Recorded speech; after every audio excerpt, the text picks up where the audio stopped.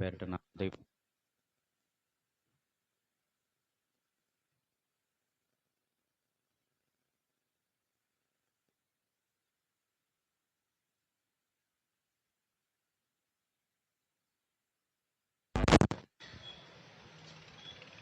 ఈరోజు భూమి మీద కోటాను కోట్ల మంది మానవ ఆకారాలుగా కదలాడుతున్నారు. వాటి వెనక ఒక మహాశక్తి ఉందని, కనిపించే ఈ ఆకారాన్ని నడిపించేటువంటి ఒక శక్తి పనిచేస్తూ ఉందని ఈరోజు కొంతమందికి తెలుసు, కొంతమందికి తెలియదు. కొంతమందికి తెలిసినా దాన్ని సరిగ్గా విభజించి ఉపదేశించేటువంటి పరిస్థితులు ఈరోజు లేరు అని మనం చూస్తూ ఉన్నాం, వింటూ ఉన్నాం. కానీ ఇక్కడ కూడి ఉన్నటువంటి మనం విలువైన జ్ఞానం నేర్చుకోవలసిన వారం. లోకానికి వేరుగా, సర్వ ప్రపంచానికి వేరుగా, అబద్ధ బోధకులకు వేరుగా మనం ఇక్కడ విలువైన జ్ఞానం ప్రతిరోజు, ప్రతి వారం కూడా మనం వింటూ ఉన్నాం, నేర్చుకుంటున్నాం. ప్రియమైన వాళ్ళారా, ఈరోజు క్రైస్తవ సమాజంలో చూస్తుంటే విలువలేని బ్రతుకులు మనకు కనబడుతూ ఉన్నాయి. కన్నీటి విలువ ఈరోజు ఎంతమందికి తెలుసు అంటే కొంతమందికే తెలుసండి.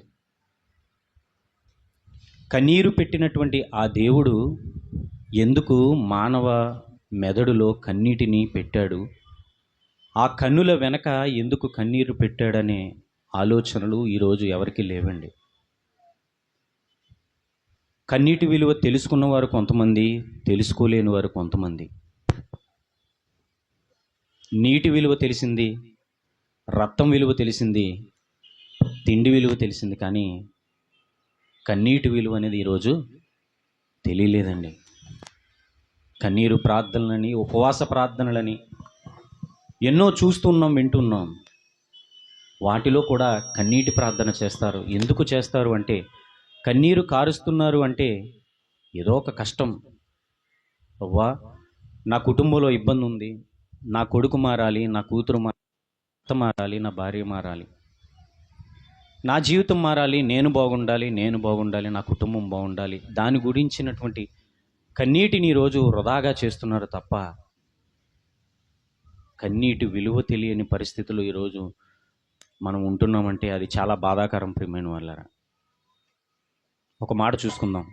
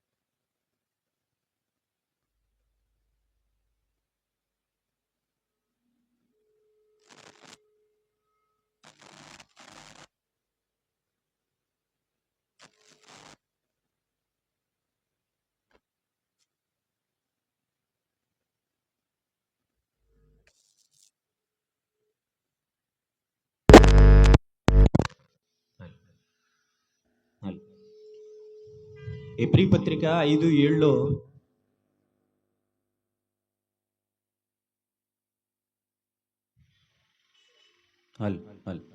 ఎబ్రీ పత్రిక 5:7 మనం ఏ సందర్భాన్ని అయితే చూసామో, ఆయన శరీరధారి అయి ఉన్న దినాలలో మహారోదన ఎందుకు చేశాడో మనకి ఇక్కడ అర్థమవుతుంది ప్రియమైన వాళ్ళరా. అదే కదండి, భూమి మీద మరొక మాట చూసుకుందాం. ఆయన భూమి మీదకి వచ్చి ఏం చేశాడో లోకాసు వార్త 19:41. లోకాసు వార్త 19:41. ఆయన పట్టణమునకు సమీపించినప్పుడు ఆయన దానిని చూచి దాని విషమై ఏడ్చి. ఏం చూశాడండి ఆయన? యెరూషలేము పట్టణానికి ఆయన వస్తున్నప్పుడు ఒక విపత్కరమైన సంగతులు అక్కడ కనబడుతున్నాయి. మనుషులు తమ సొంత ఆలోచనలతో అక్కడ బ్రతుకుతున్నారు. పాపపు కార్యాలు చేసుకుంటూ పాపపు పంచికల మధ్య బ్రతుకుతూ ఉన్నారు.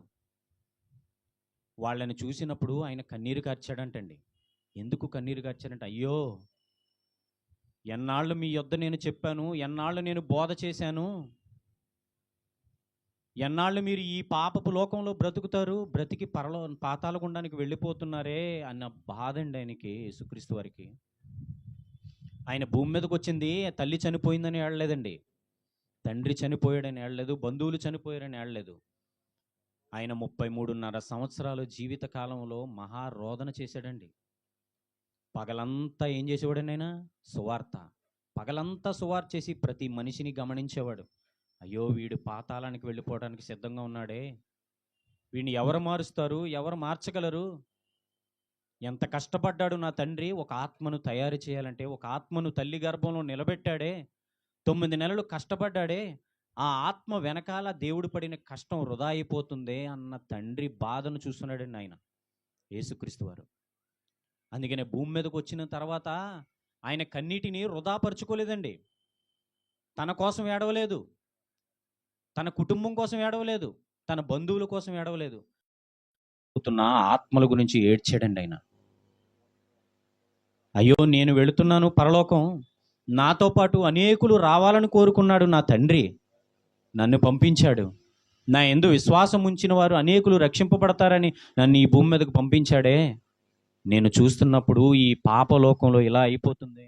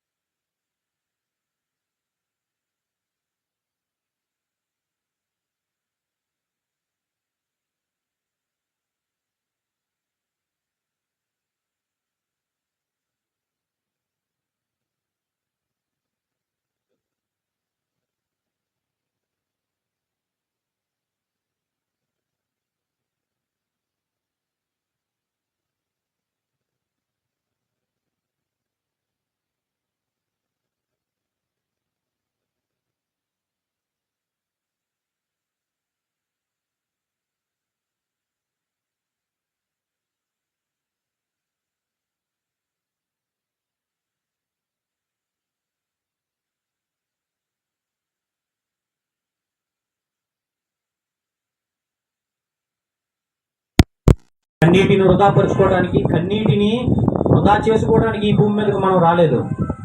కన్నీటిని ఇచ్చిన ఆయన కొరకు మనం ఉపయోగించాలి. ఆయన కన్నీటిని కవిలలో దాచుకుంటాడంటే ఒకసారి చూద్దాం. కీర్తన గ్రంథం 56 అధ్యాయం 8 వచనం. కీర్తన గ్రంథం, నా కన్నీళ్లు నీ బుడ్డిలో ఉంచబడి ఉన్నవి. ఎవరండి? దేనికోసం కార్చిన కన్నీటిని ఆయన బుడ్డిలో దాచుకున్నాడంట. బైబిల్ గ్రంథాన్ని అంతటిని పరిశోధన చేస్తే భక్తులు కార్చినటువంటి కన్నీరండి. ఒక ప్రాంతం కోసం అపోస్తలుడైన పౌలు గారు 3 సంవత్సరాలు ఏడ్చాడంటే. ఎందుకు ఏడ్చాడో తెలిసింది? నశించిపోతుందని. తనలోని భాగం, నా తండ్రిలోని భాగం ఆత్మ, ఆ ఆత్మ నిత్య నరకానికి వెళ్ళిపోతుంటే పరలోకమందు తండ్రి సింహాసనం మీద కూర్చొని ఆనందపడుతున్నాడని మనం అనుకుంటున్నాం. ఆ ఆత్మ నిత్య నాశనానికి వెళ్ళిపోతుంటే తండ్రికి బాధ. గత వారం కాక అంతకుముందు వారం మనం మాట్లాడుకున్నాం కదండి. పరలోకమందు తండ్రి సింహాసనం మీద కూర్చొని ఏం చేస్తున్నాడంటే స్తుతుల సింహాసనము ఆసీనుడని ఆనందిస్తున్నాడా? లేదండి. భూమి మీద ఉన్న మన తల్లిదండ్రులుగా మన పిల్లలు పాడైపోతుంటే మనం ఆనందిస్తామా? ఒక కొడుకు బాగుండి మన దగ్గర ఉండి ఇంకో కొడుకు పాడైపోతుంటే మనం ఆనందిస్తామా? ఆనందించం కదండి. ఇంట్లో ఉన్న కొడుకు కోసం కన్నా వెళ్ళిపోయిన వాడి గురించి బాధ కదండి. మరి ఎన్ని ఆత్మలండి నశించిపోయి నరకాగ్నిగుండానికి వెళ్ళిపోతున్నాయి. అలా వెళ్ళిపోతుంటే పరలోకమందున్న తండ్రికి ఆనందమా, బాధ? బాధండి. ఆ బాధను చూశాడండి యేసుక్రీస్తు వారు. తండ్రి యొద్ద ఏది చూశాడో, ఏది విన్నాడో, ఏది నేర్చుకున్నాడో అవన్నీ భూమి మీద నెరవేర్చడానికి వచ్చాడండి ఆయన. నా తండ్రి కార్చాడు కన్నీరు, ఎందుకంటే ఆయనలోని భాగాలు భూమి మీద నశించిపోతున్నాయని. మరి నేను వెళ్ళి కార్చాలి కన్నీరు ఎవరి కోసం అంటే, భూమి మీద నశించిపోతున్న నా తమ్ముళ్ళు, నా అన్నలు, నా అక్కలు, నా చెల్లెళ్ళు అని మనందరి కోసం కార్చానండి. మరి మనం ఎవరి కోసం కార్చాలి? మనం ఎవరి కోసం కార్చాలండి? మహానుభావుడు ఒక్కొక్క పట్టణానికి వెళ్తున్నప్పుడు అద్దరిలో గాలివానలు వస్తాయి కదండి. అప్పుడు యేసుక్రీస్తు వారు ఆదమర్చి నిద్రపోతాడండి. ఎందుకో తెలుసండి, చాలామంది దాని వివరణ తెలియదండి, చెప్పలేదు. ఎందుకు తెలిసండి ఆయన అంతలా నిద్ర? ప్రభువా నశించిపోతున్నా, నీకు చింత లేదా అని అడిగారంటే వాళ్ళకి ఏం అర్థమయ్యాడండి ఆయన? అప్పటి వరకు స్వార్థ పనులు ఎక్కడండి ఆయనకి? శ్రమ ఎక్కడండి సుఖం ఆయనకి? భూమి మీద శరీరాన్ని ధరించుకున్న ప్రతిరోజు సువార్త సువార్త సువార్త సువార్త. ఉదయం అంతా సువార్త, రాత్రంతా కన్నీటి ప్రార్థన. ఉదయం అంతా సువార్త, రాత్రంతా కన్నీటి ప్రార్థన. ఉదయం అంతా సువార్త, రాత్రంతా కన్నీటి ప్రార్థన అండి. ఒక గ్రామానికి వెళతాం, ఆ గ్రామంలో సువార్త చెబుతాం. కొంతమంది విన్నారు, కొంతమంది వినలేదు, కొంతమంది విసర్జించుకున్నారు. అక్కడ వాళ్ళ పరిస్థితులను చూస్తున్నప్పుడు అయ్యో వీళ్ళందరూ నరకానికి వెళ్ళిపోతున్నారన్న బాధ ఆయన చూసేవాడు. సాయంత్రం అవుతులోకి గిచ్చేమనే తోటలోకి వెళ్ళి కన్నీరు కారుస్తూ తండ్రికి చెప్పుకునేవాడు.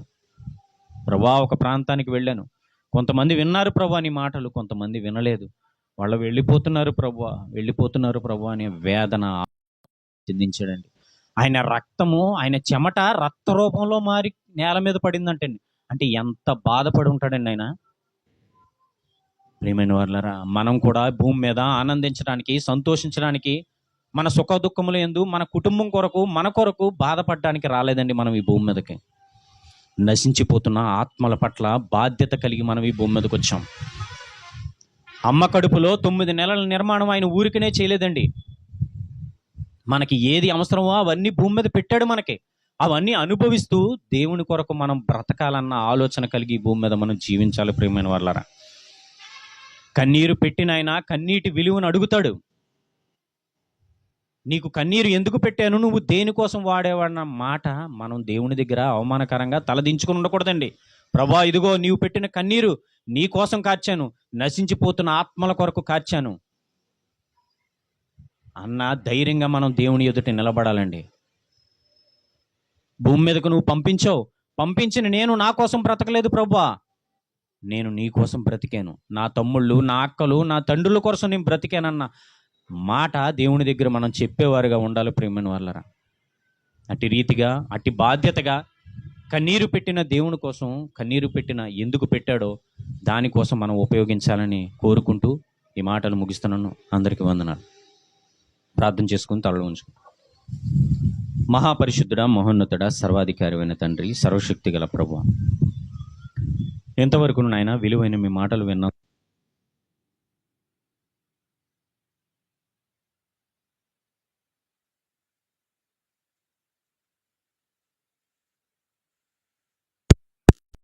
తండ్రి. ఇదిగో ప్రభా, రక్తం విలువ తెలిసింది మాకు, ఇంటి విలువ తెలిసింది, నీరు విలువ తెలిసింది. ప్రభా, కన్నీటి విలువ తెలియని పరిస్థితుల్లో నా కన్నీటి గురించి విలువ తెలిసింది. కన్నీటిని ఎందుకోసం కాస్తానో, దేనికోసం కాస్తానో ఆయన ఇక నుండి నాయన మా భక్తి జీవితాన్ని కొనసాగించడానికి ఈ భూమి మీద నాయన మేము బ్రతకాల్సిన దినాలు ఎన్ని దినాలు ఉన్నాయో మాకైతే తెలియదు. ఏ క్షణాన ఈ భూమిని విడిచిపెట్టి, ఈ మట్టి కట్టెలు విడిచిపెట్టి వెళ్ళిపోతామో తెలియదు. ఇప్పటికైనా మా జీవితాలు మార్చుకుంటూ కన్నీరుని ఇచ్చిన నీవు నాయన నిన్ను సంతోషపెట్టుకుంటూ, నిన్ను ఆనందపడు. ఈ భూమి మీద మేము చేయాల్సిన పనిని నాయన సక్రమంగా చేసుకుంటూ నాయన కొనసాగించడానికి సహాయం చేయమని వేడుకుంటున్నాను తండ్రి. స్తోత్రాలు. ఇక్కడ కూడి ఉన్న మా సహోదరులందరినీ జ్ఞాపకం చేసుకోండి. వారి శారీరక జీవితాన్ని, వారి ఆత్మీయ జీవితాన్ని జ్ఞాపకం చేసుకోండి. ఇగో ప్రభా, ఈ జీవన సంబంధమైన వ్యాపారంలో చిక్కుపోకుండగా తండ్రి, ఇగో ప్రభా, బాధ్యత కలిగిన వారిగా, భక్తి కలిగిన వారిగా, భక్తి జీవితాన్ని మేము ఎలా కొనసాగించాలో, ఏ విధమైన మార్గంలో మేము నడవాలో అటు రీతిగా మేము నడుచుకుంటూ వెళ్ళిపోవటానికి సహాయం చేయండి. మాకు ముందున్నటువంటి మార్గంలో వెనకున్నవి మరిచి నాయన ముందున్న వాటి కోసం మేము వేగురు పడాలన్న ఆలోచన కలిగి మేము బ్రతిని కొనసాగించడానికి సహాయం చేయమని వేడుకుంటున్నాం తండ్రి. స్తోత్రాలు. విలువ కలిగిన వారిగా, విలువనిచ్చిన ఈ జీవితాన్ని మీ కొరకు విలువైన పాత్రలుగా వాడటానికి కృప చూపించండి. జ్ఞానం ఇవ్వండి, వివేకాన్ని ఇవ్వండి. వాక్యంతో మేము కట్టబడి, వాక్యంతో ఎదుగుతూ, ప్రార్థనలో ఎదుగుతూ, నిస్వార్థపూరితమైనటువంటి ప్రేమ, ఐక్యత, సంతోషము, సమాధానము, ఆత్మ ఫలాలు కలిగిన వారిగా, ఫలించేవారిగా మేము ఈ భూమి మీద బ్రతకటానికి కృప చూపించమని వేడుకుంటున్నాం తండ్రి. స్తోత్రాలు. పంపిన నీకు మహిమ తేవాలి తండ్రి. ప్రభు, ప్రాణం పెట్టిన మా రక్షకుడైన యేసుక్రీస్తు వారికి మహిమ తేవాలి. మాలో ఉండి నడిపిస్తున్నటువంటి పరిశుద్ధాత్మునికి మేము మహిమకరంగా ఉండాలి తండ్రి. అట్టి రీతిగా బ్రతకటానికి కృప చూపించి మహిమ పొందమని యేసుక్రీస్తు వారి శ్రేష్టమైన పవిత్రమైన నామం పేరట ఈ ప్రార్థన మనవులు మీకు సమర్పించి జవాబు పొందుకుంటున్నాం మా ప్రియ కన్న తండ్రి. ఆమేన్. అందరికీ వందనాలు.